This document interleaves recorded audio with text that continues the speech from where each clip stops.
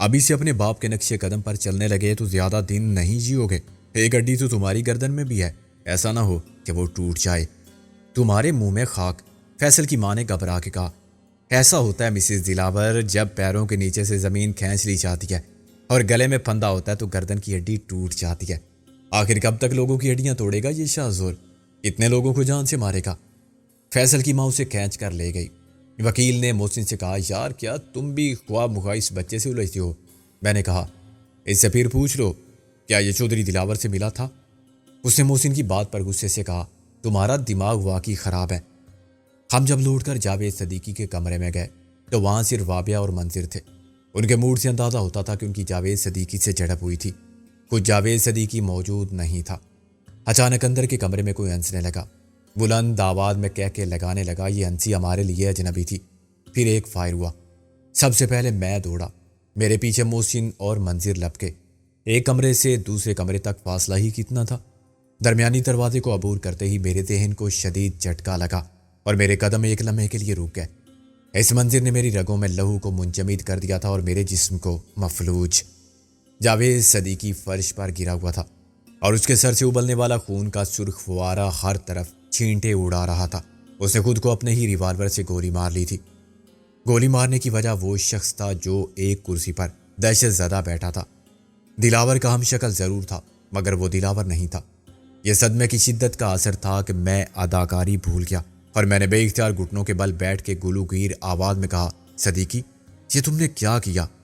صدیقی نے مسکرانے کی کوشش کی اور میرا ہاتھ دبایا۔ سکندر ٹیک کیئر، خیال رکھو اپنا، وش یو گڈ لک۔ یہ آخری الفاظ اس نے رازدارانہ سرگوشی میں بڑی مشکل سے ادا کیے تھے۔ میرے لیے نیک خواہشات کا اظہار کرنے، مجھے دعا دینے اور ایک نذرانہ خلوص کے طور پر مجھے میرا مقصد یاد دلانے کے وہ شخص ہمیشہ کے لیے خاموش ہو گیا، جسے نہ کبھی میں نے اپنا دوست سمجھا تھا اور نہ کہا تھا۔ زندگی کی آخری لمحے میں اس نے پھر ثابت کر دیا تھا کہ انسان کی سطحی نگاہ صرف چہرے دیکھتی ہے، آدمی کی پہچان نہیں رکھتی۔ کبھی اجنبی جو دوست نظر نہیں آتے، دوستی کے لازوال جذبے کی وہ روشنی بن جاتے ہیں جو نگاہوں کو خیرہ کر دیتی اور پھر یوں رخصت ہو جاتے ہیں جیسے ویران اور تاریک افق پر شہاب ثاقب، پل بھر کے لیے اجالے کی لکیر بناتے اور پھر اندھیرے میں گم ہو جاتے ہیں۔ زندگی کے آخری لمحے میں صدیقی نے مجھے بتا دیا کہ سکندر بخت، کچھ لوگ دھوکہ نہیں کھاتے مگر دوستوں کا دل رکھنے کے لیے ان کے جھوٹ کو بھی سچ مان لیتے ہیں۔ میری وردی، میرا عہدہ، میری شناخت نہیں تھے مگر میرے اور تمہارے درمیان قانونی مجبوری کی یہ خلیج ہمیشہ حائل رہی۔ اسے پاٹنا نہ تمہارے لیے ممکن تھا نہ میرے اختیار کی بات تھی۔ شاید یا مجھ سے ایک ایسی غلطی اور کوتاہی سرزد ہو گئی جو پیشہ ورانہ بد دیان تھی اور جرم بھی سمجھی جا سکتی ہے کہ میں نے جانتے بوجھتے ایک ملزم کو گرفتار نہیں کیا جو بیس بدل کے میرے سامنے موجود تھا، لیکن اس کا کفارہ میں نے ادا کر دیا ہے۔ اللہ مجھے معاف کرے۔ چند سیکنڈ میں جیتا جاگتا S S P Javed Siddiqui اپنے ہی ندامت زدہ لہو میں غرق ایک لاش رہ گیا تھا۔ یہ کہا جا سکتا ہے کہ اس کا وقت پورا ہو گیا تھا، چنانچہ اسے کیسے ہی اچانک مرنا تھا اور کسی کے مرنے یا جینے کے انداز میں کیا مصلحت تھی، یہ بھی خدا کے سوا کوئی نہیں جانتا۔ میرے نزدیک نہ وہ مجرم تھا اور نہ گناہ گار، خطا کار، ہم سب فانی انسان ہے۔ اس کی مرگ ناگہاں کا ایک سبب تو یہی تھا کہ وہ بے ضمیر اور بے اصول، سازشی اور لالچی، شفاق دوگلا نہیں تھا جیسے کہ اس کے آس پاس والے دوسرے ماتحت اور افسران۔ وہ اس محکمے میں بھی فٹ تھا۔ اس کے مقدر کی دوسری خرابی یہ تھی کہ وہ عام لوگوں سے زیادہ حساس اور خوددار تھا۔ وہ بدنامی کی گرد سے بھی ڈرتا تھا اور رسوائی کے غبار کو بھی برداشت نہیں کر سکتا تھا، جبکہ لوگ سنگ دشنام اور وتیرہ الزام سب کچھ چنس کے جھیل جاتے تھے۔ ایسے بھی تھے کہ ان پر ذلت کا پہاڑ ٹوٹ پڑے تب بھی نہ ان کا سر ندامت سے جھکتا تھا نہ آنکھیں۔ جاوید صدیقی کے اور میرے درمیان ہونے والی گفتگو کا گواہ محسن یا منظر کے سوا کوئی نہ تھا۔ رابعہ ذرا دیر بعد آئی، جب ایک ایس ایس پی ایک ملزم پر احسان کا قرض چھوڑ کے اس دنیا سے بھی جا چکا تھا، جب اس کے لیے ہر کس و ناقص کے عائد کردہ نا اہلی کے الزامات کی شرمندگی تھی، احتساب اور جواب طلبی کی ذلت تھی، محکمہ جاتی اور قانونی کارروائی کے عذاب ناک مرحلے تھے اور آخرکار برطرفی تھی یا گرفتاری تھی۔ حق پر ہونے کے باوجود ایسی شکست کا تصور بھی اس کے لیے تماشائے عبرت بن جانے والی موت سے کم نہ تھا، چنانچہ اس نے فوراً بلا تذبذب آبرو مندی کے ساتھ مر جانے کا فیصلہ کر لیا۔ اس کا سب سے اچھا دوست اور سب سے بڑا دشمن خود اس کا ضمیر ہی تھا۔ پولیس ہیڈ آفس میں ایک ایس ایس پی کی خودکشی نے کھلبلی مچا دی۔ ہمارے بعد وہاں اور نہ جانے کتنے لوگ غصہ آئے تھے۔ وہ سب دکھی تھے اور مشتعل تھے۔ وہ جاننا چاہتے تھے کہ جاوید صدیقی کو کس نے مارا، اور کسی نے نہیں مارا تو پھر اچانک اس نے اپنے آفس میں خودکشی کیوں کر لی۔ اب تو وہ باعزت طور پر بحال بھی ہو چکا تھا۔ ہمارے پاس ہر سوال کا جواب تھا، مگر ہم خاموش رہے اور اس شخص کو دیکھتے رہے جو چودھری دلاور بنا بیٹھا تھا مگر چودھری دلاور نہیں تھا۔ غصے کے جذبات سے مشتعل ہو کے کچھ لوگوں نے اس کی دھنائی بھی کر ڈالی، لیکن وہ الگ سے عجیب و غریب آوازیں نکالتا رہا اور چلاتا رہا۔ ہم نے اسے نہ بچایا ہوتا تو شاید اسے بھی مار دیا جاتا، جیسے لیاقت باغ کے جلسے عام میں قائد ملت لیاقت علی خان کو شہید کرنے والے قاتل سید اکبر کو خود پولیس کے ایک افسر نے گولی بار کے ہلاک کر دیا تھا۔ حالانکہ اس کا فرض بنتا تھا کہ وہ اسے عوام کے غیظ و غضب سے بچاتا۔ اس سے تفتیش کے دوران بہت کچھ معلوم ہو سکتا تھا، مگر لیاقت علی خان کو شہید کرانے والے نہیں چاہتے تھے کہ کسی کو کچھ بھی پتہ چلے۔ بے وقوف اور لالچی سید اکبر کا کام پورا ہو گیا، تو اس کا کام بھی تمام کر دیا گیا اور ادائے فرض کے اس شاندار کارنامے پر اس پولیس افسر کو بعد میں ترقی بھی دی گئی۔ نہ جانے کیوں مجھے اس وقت اتنی پرانی بات یاد آ گئی۔ میں نے محسوس کیا کہ نقی چودھری دلاور بھی سید اکبر کی طرح احمق ہے، یا لالچ میں وہ ایک ایسی سازش میں شریک ہو گیا تھا جس کی سنگینی کا خود اسے بھی کوئی اندازہ نہ تھا۔ چودھری دلاور کو پولیس کی تحویل سے نکالنے کا منصوبہ انتہائی چالاکی سے بنایا گیا تھا، اور اس میں پولیس کے نچلے درجے کے اہلکاروں سے افسر تک سب شریک تھے۔ جیل کے ماتحت عملے کے ساتھ خود جیلر خورشید عالم نے سازش کرنے والوں کا ساتھ دیا تھا، اور صاف ظاہر ہے کہ سب نے اپنا اپنا حصہ اپنی اپنی حیثیت کے مطابق وصول کیا تھا۔ نقلی چودھری دلاور سے تفتیش کی جاتی تو شاید وہ بہت کچھ بتا دیتا۔ افشاء راز کے خطرے سے بچنے کا سب سے مؤثر طریقہ یہی تھا کہ اس کھیل میں کلیدی کردار ادا کرنے والے ہی کو ختم کر دیا جائے۔ ہم نے اسے وقتی طور پر بچا لیا تھا، مگر وہ اب بھی پولیس کی تحویل ہی میں تھا۔ چند منٹ بعد ڈی آئی جی آصف جاہ بڑے وقار کے ساتھ اور انتہائی پرسکون انداز میں وارد ہوا۔ اس کے چہرے پر مصنوعی پریشانی یا ظاہری تفتیش کے آثار تک نہ تھے۔ وہ دراز کا دلکش شخصیت کا مالک تھا۔ اس نے آتے ہی سب کو باہر نکال دیا۔ سب میں ایس ایس پی ارشد کریم ربانی شامل نہیں تھا، جو ضرورت سے زیادہ رنجیدہ اور سنجیدہ نظر آنے کی کوشش میں مصروف تھا۔ یہ ہم چند لوگ جانتے تھے کہ اس کی یہ اداکاری بھی کتنی بھونڈی اور قابل نفرت ہے۔ دلی دل میں اس سے زیادہ خوش کون ہو سکتا تھا کہ تاج و تخت کی اس لڑائی میں اسے پسپا کر دینے والے کو موت نے پسپا کر دیا تھا۔ شاید ربانی کی نظر میں وہ بہت بے وقوف تھا جس نے خواہ مخواہ اصولی بات پر افسروں سے بھی ٹکر لی، اپنا نقصان بھی کیا، پریشانی بھی اٹھائی اور پھر ایک معمولی سی بات پر خود اپنے ہاتھوں اپنی جان لے لی۔ ایسے معاملات تو پیش آتے ہی رہتے ہیں۔ ایس ایس پی کی نوکری پکی ہوتی ہے، اس کا کچھ نہیں بگڑتا اگر وہ خود سارے زمانے سے نہ بگاڑے۔ ربانی، سب کو باہر نکال کے پیرے پر مسلح گارڈ لگا دو۔ یس سر۔ کوئی اندر آئے گا نہ باہر جائے گا۔ یس سر۔ باہر جانے والے سب راستے بند کر دو، دوسرے سب راستوں کو بھی دیکھو۔ یس سر۔ ربانی ہر بار اٹینشن ہو جاتا تھا۔ ہمارے ایکسچینج کو بلاک کرا دو، نہ کوئی کال باہر جائے گی نہ ریسیو ہوگی۔ یس سر۔ منظر نے سنجیدگی سے کہا، کیا ان حفاظتی انتظامات کا مقصد قاتل کو فرار ہونے سے روکنا ہے؟ آپ کو سنجیدہ ہو جانا چاہیے منظر صاحب، ڈی آئی جی نے ناگواری سے کہا۔ اس سے زیادہ سنجیدہ تو میں کبھی نہیں ہوا، اور میرے سوال میں بھلا آپ کو کون سی بات مزید کا خیز لگی ہے؟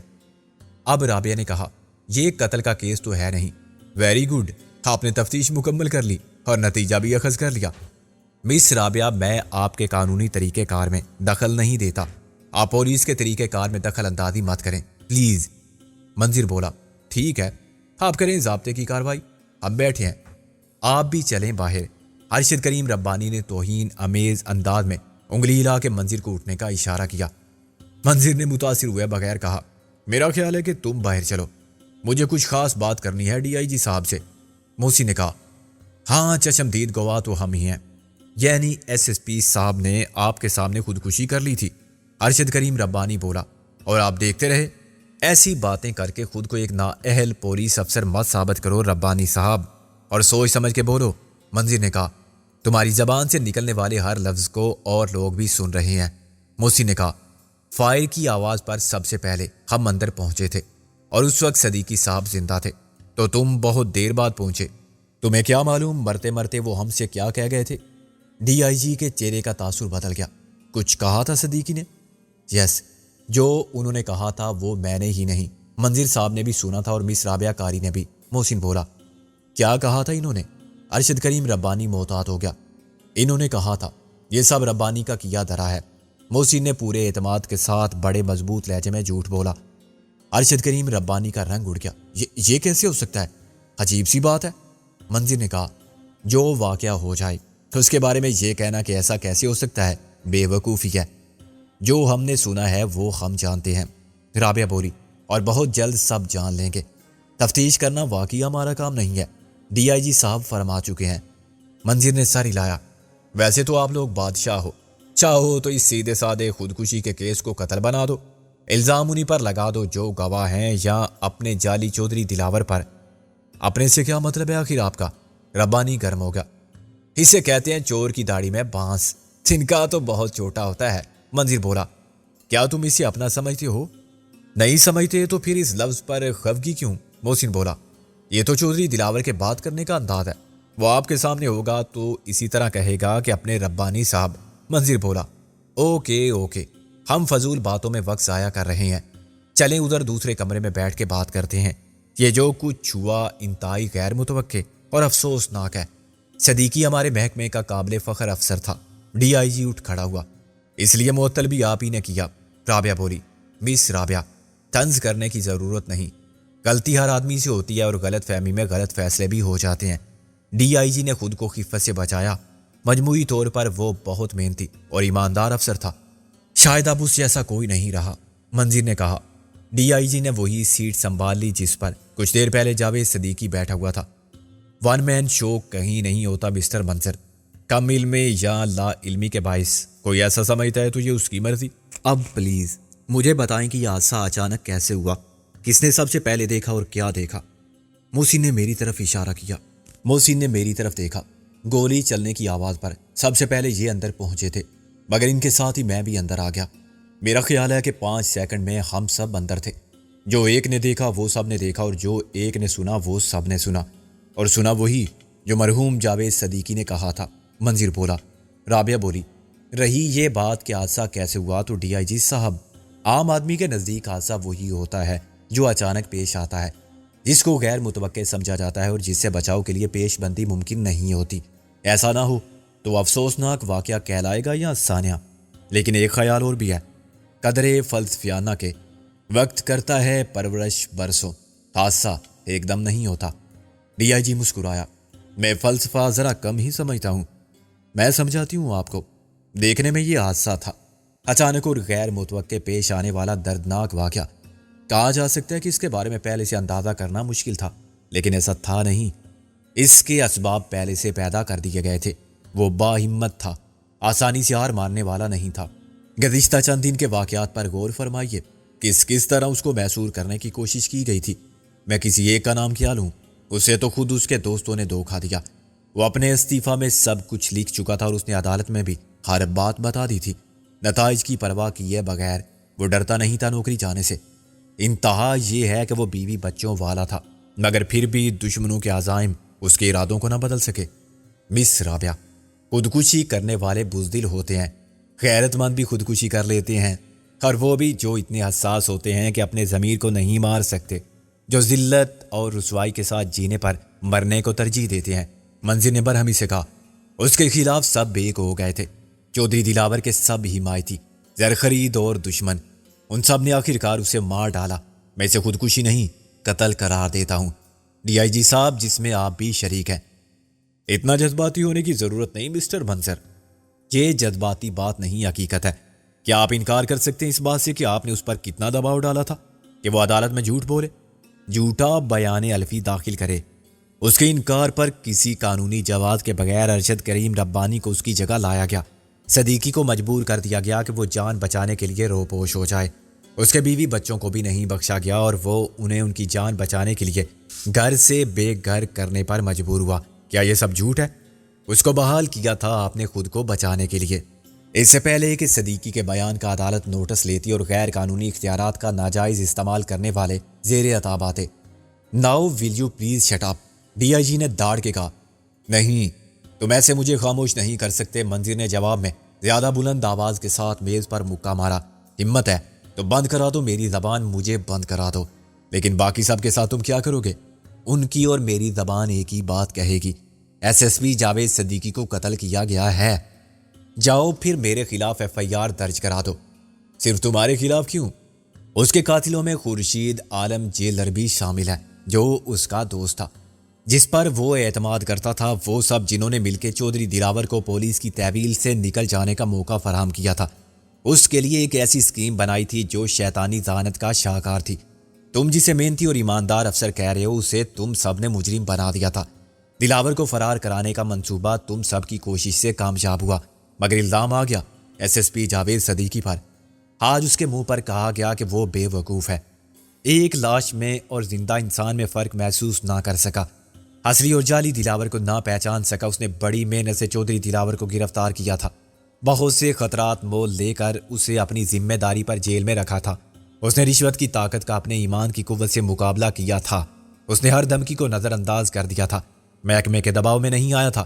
اس نے بڑی ذہانت سے کام لیا تھا اور بالکل صحیح پیش بندی کی تھی کہ زندہ دلاور کو مردہ خانے میں رکھا تھا اور ایک جعلی دلاور کی لاش تھانے میں رکھوا دی تھی۔ مگر آخرکار کیا ہوا؟ وہ سب جیت گئے جو اس کے خلاف متحد ہو چکے تھے، جو بک چکے تھے۔ جو ناممکن تھا وہ ممکن ہو گیا۔ مکاری، عیاری، فریب کے سامنے اس کی ذہانت ناکام ہو گئی۔ اب کہا جا رہا تھا کہ اس نے حماقت کی تھی، جانتے بوجھ سے ایسا کیا تھا کیونکہ اس کی ہمت جواب دے گئی تھی اور اس کا ایمان کمزور پڑ گیا تھا۔ اچانک اس پر انکشاف ہوا کہ اصل چودھری دلاور تو نکل گیا ہے، اس کے پاس جعلی دلاور رہ گیا ہے، جسے نہ وہ عدالت میں پیش کر سکتا ہے اور نہ پبلک کے سامنے۔ وہ اچانک مجرم بن گیا ہے کہ اس نے دلاور کو گرفتار کرنے کے بعد فرار کرا دیا۔ اس کا دوسرا جرم یہ ہوتا کہ اس نے ایک ہم شکل شخص کو بلا وجہ گرفتار کر کے غیر قانونی حراست میں رکھا۔ کون یقین کرتا اس کی بات پر کہ اصل دلاور ایک لاش تھی اور وہ لاش تھانے سے فرار ہوگی۔ کل سارا زمانہ اس پر ہنستا، سب اسے جھوٹا کہتے، اس پر الزام آتا کہ اپنی قیمت بڑھانے کے لیے اس نے ایمانداری اور فرض شناسی کا ڈرامہ کیا تھا۔ دلاور نے اسے خرید لیا آخر، جب اس نے خود اپنی آنکھوں سے اس جعلی دلاور کو دیکھ لیا، اس سے مل کے یقین کر لیا کہ ذلت اور رسوائی اس کا مقدر بن چکی ہے اور اب کوئی اسے تباہی سے نہیں بچا سکتا، تو اس کے لیے مر جانے کے سوا چارہ نہ رہا۔ میں تم سب کو مبارکباد دیتا ہوں کہ تم آخرکار اسے کارنر کرنے میں کامیاب ہو گئے اور تمہارے راستے کا سب سے بڑا پتھر ہٹ گیا۔ ڈی آئی جی نے خلاف توقع بہت صبر و سکون کے ساتھ منظر کی بات سنی تھی۔ شاید اس نے اندازہ کر لیا تھا کہ وہ اپنا دفاع نہیں کر سکتا۔ صدیقی کے معاملے میں پولیس کا موقف پہلے ہی کمزور تھا اور اس نے خودکشی بھی ایسے ہی وقت میں کی تھی کہ اس واردات کے عینی گواہ نہ بنائے جا سکتے تھے اور نہ بدلے جا سکتے تھے۔ پھر موسی نے جو بیان صدیقی سے منسوب کر دیا تھا وہ بھی کم پریشان کن نہ تھا، مگر خود ڈی آئی جی صاحب کی ذات ان معاملات سے بالا تر تھی۔ اس نے صدیقی کو معطل ضرور کیا تھا مگر پھر بحال بھی کر دیا تھا۔ ایسا غلط فہمی کی بنا پر ہوا تھا اور غلط فہمی پیدا کی تھی نیچے والوں نے۔ اب اس نے مرتے مرتے کہہ دیا تھا کہ یہ سب ارشد کریم ربانی کا کیا دھرا ہے، تو اسے کیا؟ وہ تحقیقات کا حکم دے سکتا ہے۔ اس بیان کی بنیاد پر ارشد کریم ربانی کے خلاف کوئی قانونی کارروائی نہیں ہو سکتی۔ بعد میں تحقیقات کی رپورٹ اسی کے سامنے آئے گی تو دیکھا جائے گا۔ یہ تو معمولی سے خودکشی کا کیس ہے۔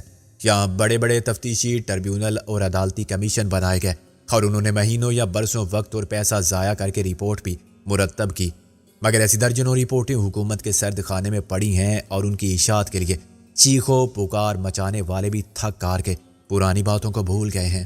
آپ کے دل کا غبار نکل گیا یا کچھ باقی ہے منظر صاحب؟ ڈی آئی جی نے پرسکون لہجے میں کہا۔ آپ میں سے اور کوئی بولنا چاہتا ہے تو ضرور بولے، میری طرف سے اجازت ہے۔ بڑی مہربانی ہے جناب کی، میں نے بھی اپنی گلی کے کتوں کو بھونکنے کی اجازت دے رکھی ہے، منظر نے تلخی سے کہا۔ پھر بھی ڈر لگتا ہے کہ کہیں کاٹ نہ لیں۔ میں نہ بھونکنے والے کتوں سے ڈرتا ہوں نہ کاٹنے والے کتوں سے۔ میں نے یہ بھی دیکھا ہے ڈی آئی جی صاحب کہ گلی کے کتے ایک دوسرے سے بالکل نہیں ڈرتے، منظر بولا۔ ڈی آئی جی کا چہرہ غصے سے سرخ ہو گیا۔ آپ حد سے بڑھ رہے ہیں منظر صاحب۔ کون سی حد؟ مجھے تو اپنی حد کا بھی علم نہیں۔ شرافت اور انسانیت کی تو حد ہوتی ہے، بدماشی کی کوئی حد نہیں ہوتی۔ آپ کے قانونی اختیارات کی کوئی حد نہیں ہے۔ رابعہ نے فوراً صورتحال کو مزید خراب ہونے سے بچا لیا۔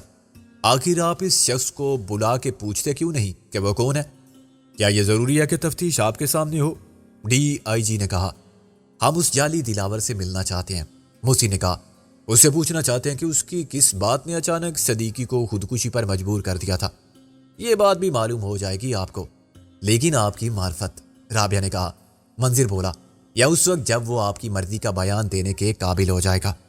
میں نے محسن سے کہا، ان سے کہہ دو کہ ہم صرف اس کی ذہنی جسمانی کیفیت کے بارے میں اپنا اطمینان چاہتے ہیں، اور صرف ایک ہی سوال کریں گے جس کا تعلق نہ چودھری دلاور سے ہوگا نہ صدیقی کی موت سے۔ محسن نے میری بات دہرا دی اور ڈی آئی جی نے کچھ سوچ کے رضامندی کا اظہار کر دیا۔ اس نے گھنٹی بجا کے ارشد کریم ربانی کو طلب کیا۔ ربانی، کیا کر رہے ہو تم؟ لاش اٹھوانے کا بندوبست کیا ہے یا نہیں؟